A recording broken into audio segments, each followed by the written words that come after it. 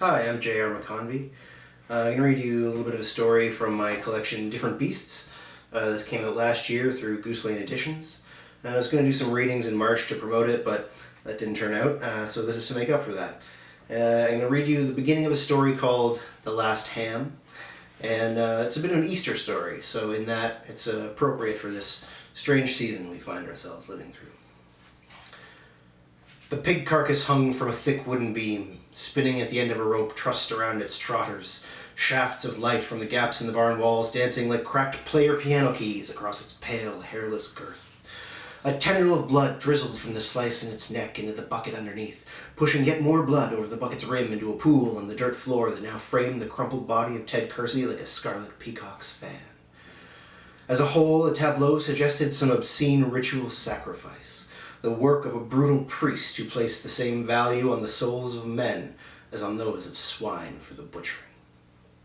This was what Helen Kersey found when she walked into the barn to tell Ted she was back from the grocery store and that dinner would be ready in 20 minutes. And given the nature of the scene, it's hardly surprising that her first instinct was not to call an ambulance, but to run into the house and telephone Sister Mary Beth Boltby of St. Ignatius Catholic Church to ask her, between choking sobs, what sort of God would allow this kind of indignity to happen to a decent man.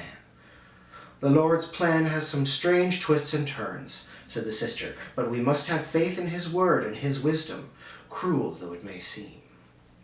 Questions hovered around Ted Kersey's death like scavenging gulls. There were the clinical facts. Ted had died of a massive cardiac event that occurred while he was slaughtering the fattest hog of the season for Bedford's annual Easter picnic and church auction. The hospital records listed him as DOA, official pronouncement at 7:32 p.m. Most everything else to do with the incident was subject to controversy. Speculation ran from the practical to the occult.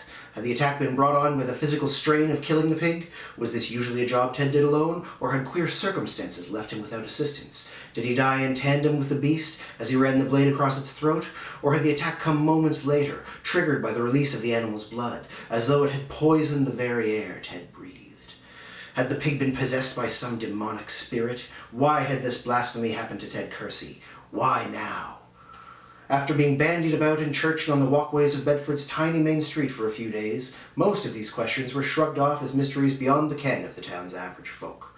"God knows the answers, and that's enough," said Sister Mary Beth, when a reporter from the Dufferin Free Muskrat asked her whether or not this turn of events would cast a pall over the beloved annual picnic. Yet there were questions that refused to go away, and it was these that came to taint the air of Dufferin County for a few strange weeks, with the delirious haze of a high fever and the queasy stink of rotten meat. Thanks, everyone. Stay safe.